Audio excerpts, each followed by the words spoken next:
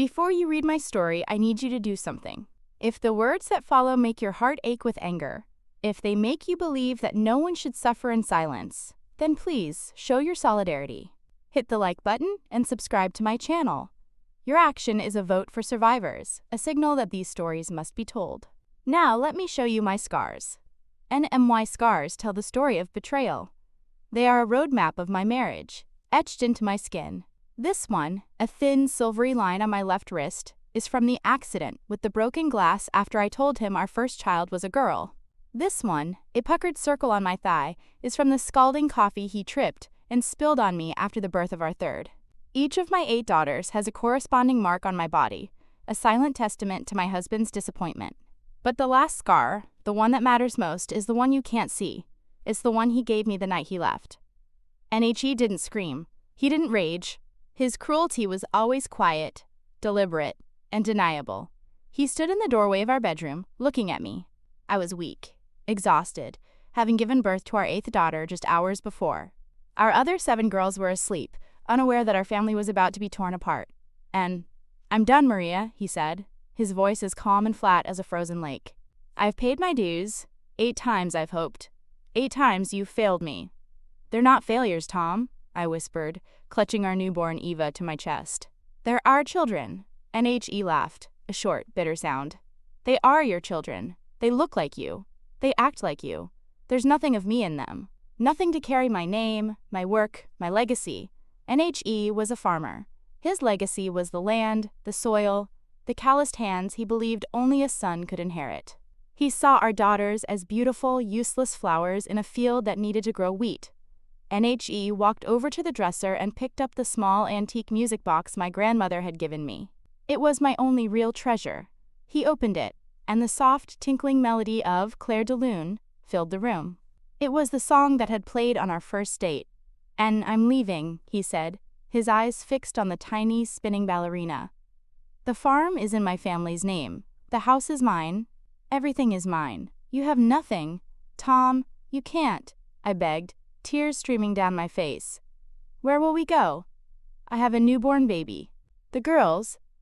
"That sounds like your problem," he said, his voice still unnervingly calm. He closed the music box, silencing the melody. Then, with a sudden, violent motion, he hurled it against the wall. The delicate wood shattered, the tiny ballerina breaking from her stand. The music, which had been a symbol of our love, was now just a pile of broken parts. NTHAT was his goodbye.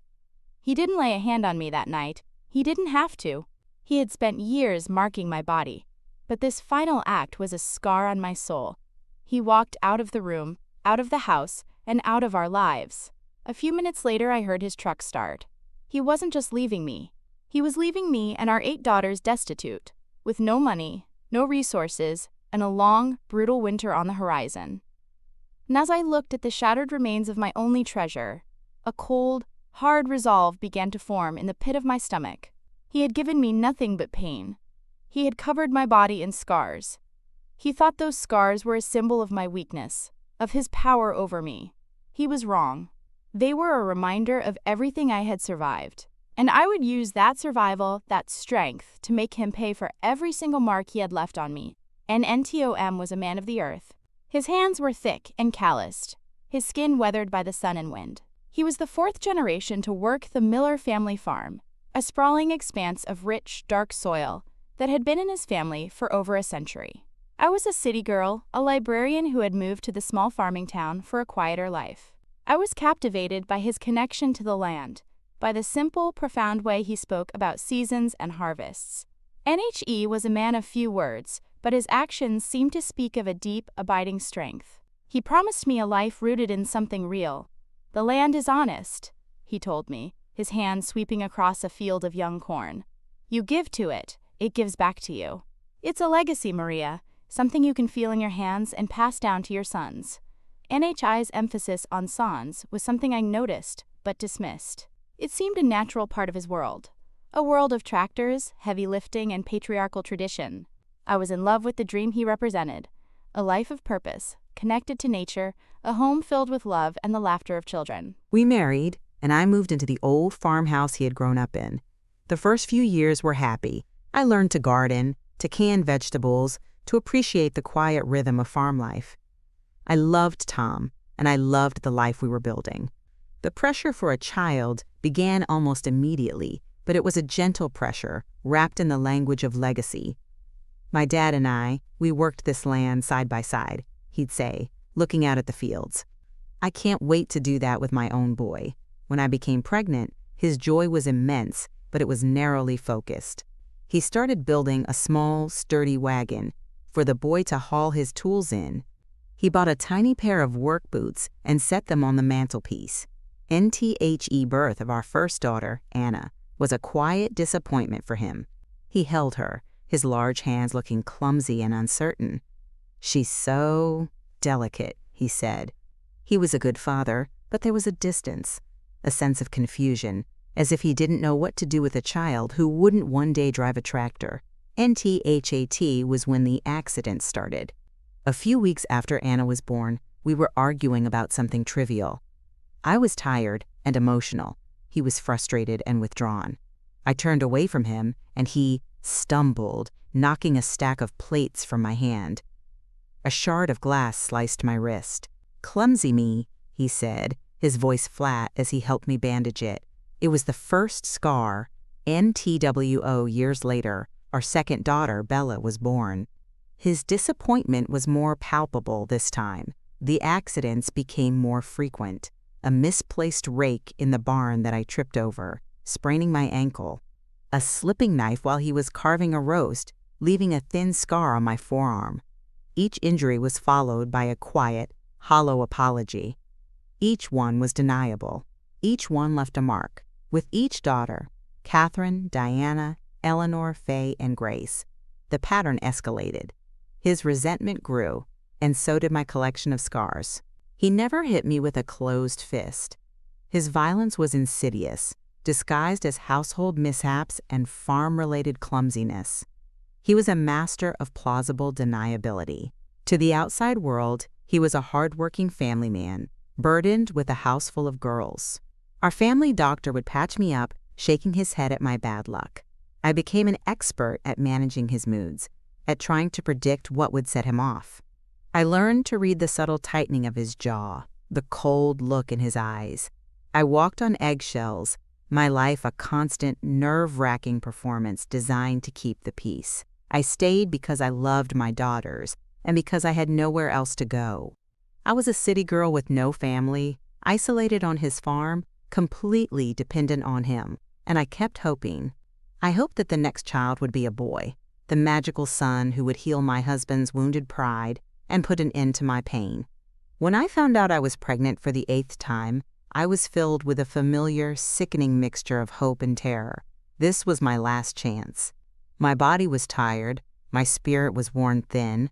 I knew I couldn't go through it again. This baby would decide my fate. NTHE 8th pregnancy was my most difficult. My body was weary from years of childbearing, and my spirit was bruised from years of walking on eggshells. Tom was more distant than ever, a silent, brooding presence who moved through the house like a storm cloud. He barely spoke to me, his silence a heavy, suffocating blanket of disapproval. NHE spent most of his time in the barn, working on an old tractor engine. The clang of his tools was a constant, angry soundtrack to my days. He was building something, fixing something, pouring his frustration into metal and grease. It was his escape from the house, full of females he so openly resented, and I chose to have the baby at home. The thought of the cold, sterile hospital, of the pitying looks from the nurses, was more than I could bear.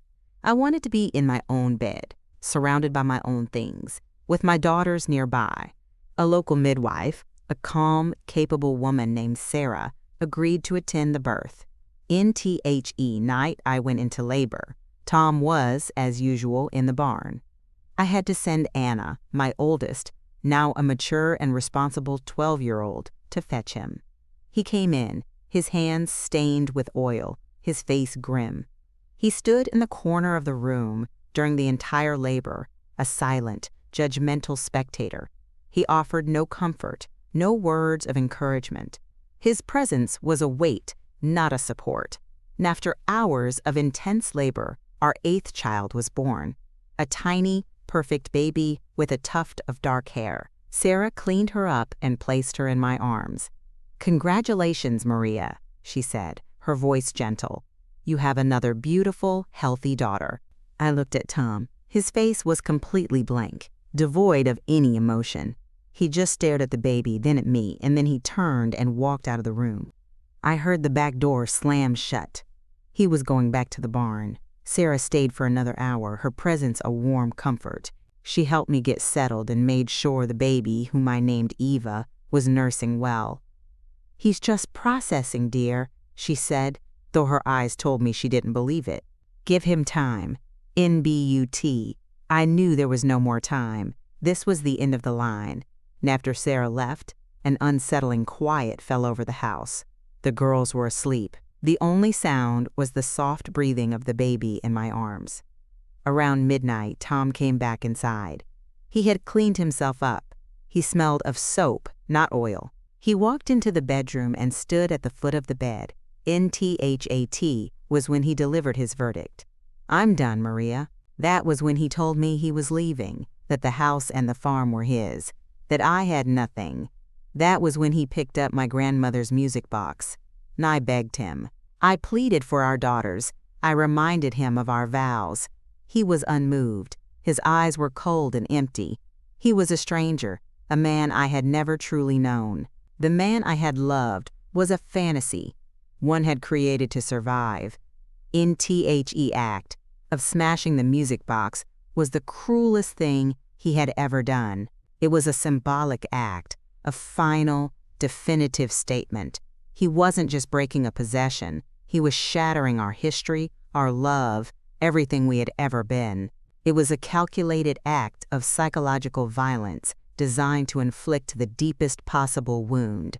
NHE left without a backward glance. The sound of his truck fading into the distance was the sound of my world ending. I sat there for a long time, in the silent room, my newborn baby asleep in my arms. I looked at the splintered wood and the broken ballerina on the floor. He had given me nothing but pain. He had left me with nothing.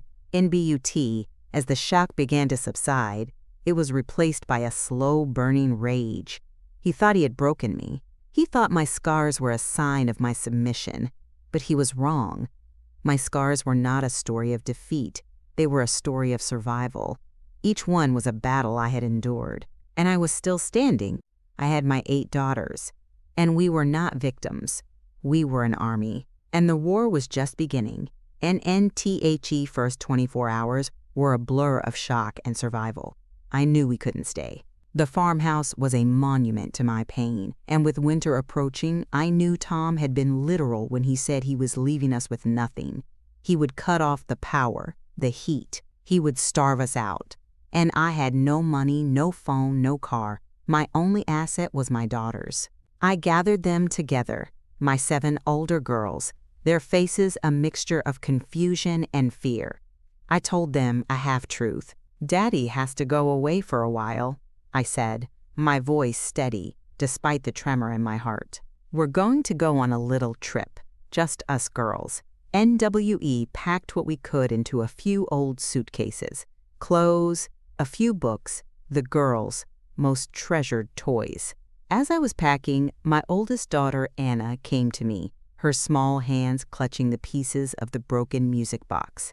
"Can we fix it, Mama?" she asked, her eyes full of tears. "Yes, sweetie," I said, my heart aching. "One day we'll fix it." I wrapped the broken pieces in a soft cloth and placed them in my bag. It was a reminder. And our only hope was to walk the 5 miles to town. It was a daunting, almost impossible task with 7 young children and a newborn.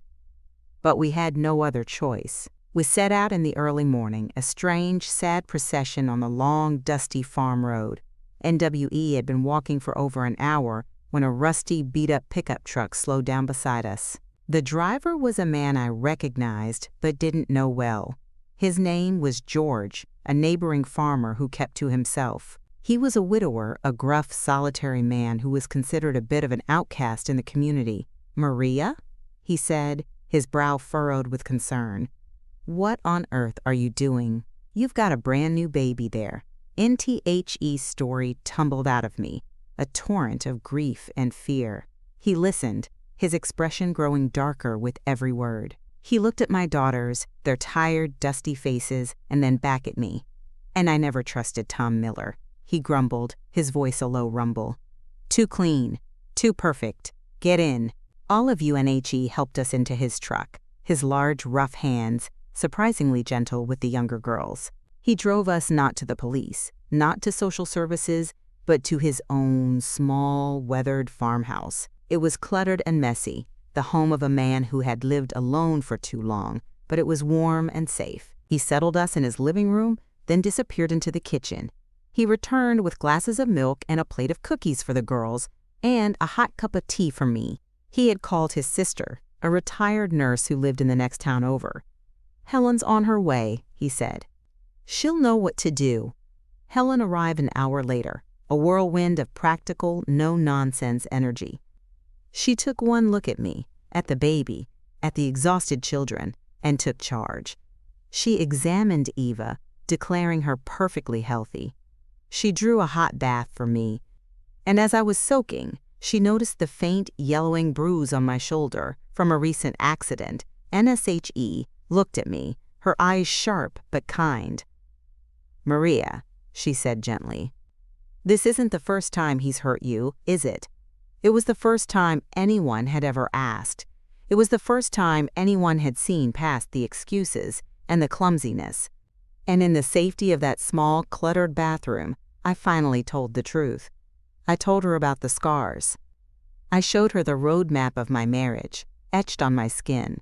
Helen listened, her face a mask of quiet fury. When I was done, she took my hand. "That man is not just a coward," she said, her voice shaking with anger. "He is a criminal, and we are not going to let him get away with it. You are not alone anymore."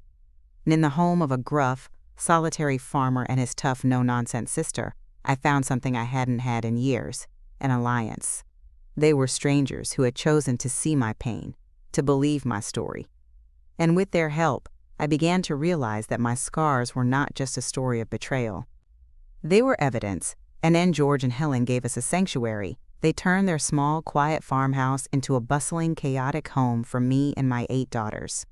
For the first time in years, I felt safe. I could breathe without constantly looking over my shoulder. The girls, sensing the change, began to blossom, their laughter filling the old house. NBUT, our fight was just beginning. Helen, true to her word, was not going to let Tom get away with it. She knew that in a small town, a woman's word against a respected farmer's was not enough. We needed more. We needed proof. "Your scars are the proof, Maria," she said one evening as we sat at the kitchen table after the girls were asleep. "But we need to translate them into a language the law will understand." NSHE made an appointment for me with a doctor in a city 2 hours away, a physician who specialized in forensic medicine and domestic violence cases.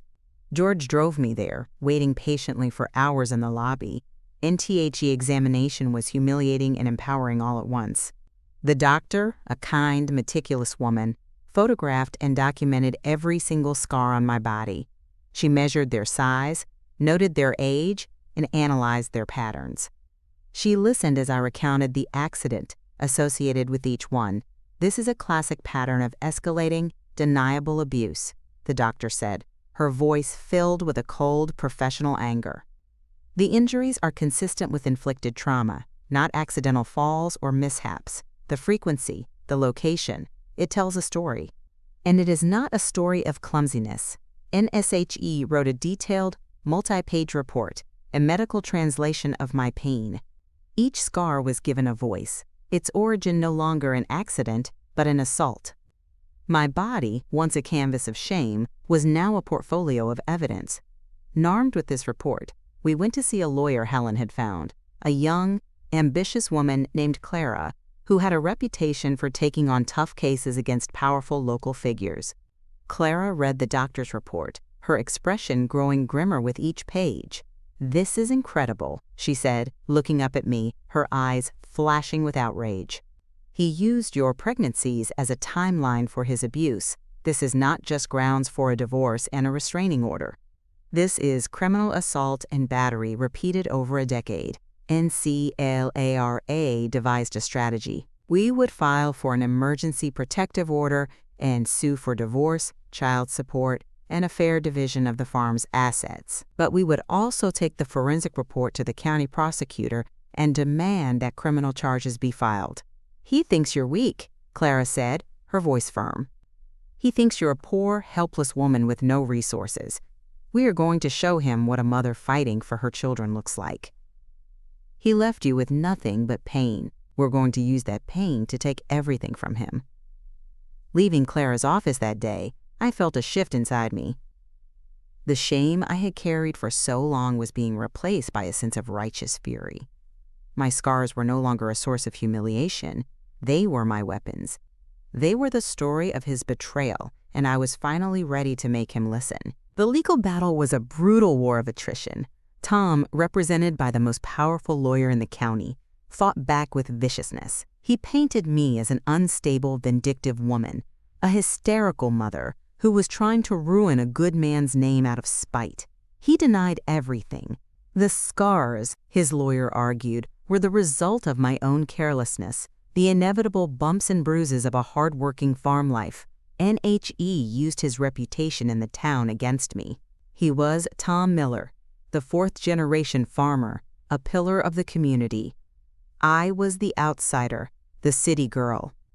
He gathered testimonials from his friends and family, all of whom swore he was a gentle, loving husband and father. NBUT, we had the truth, and our truth was backed by science. NTHE turning point came during a pre-trial deposition. Tom sat across the table from me, his face a mask of arrogant confidence. Clara began her questioning, her voice calm and methodical. She asked him about each of my injuries, and he recited his well-rehearsed lies. The scar on her wrist? She dropped a dish. Very emotional after the first baby. You know, the burn on her thigh? I tripped with my coffee. A terrible accident. The gash on her forearm?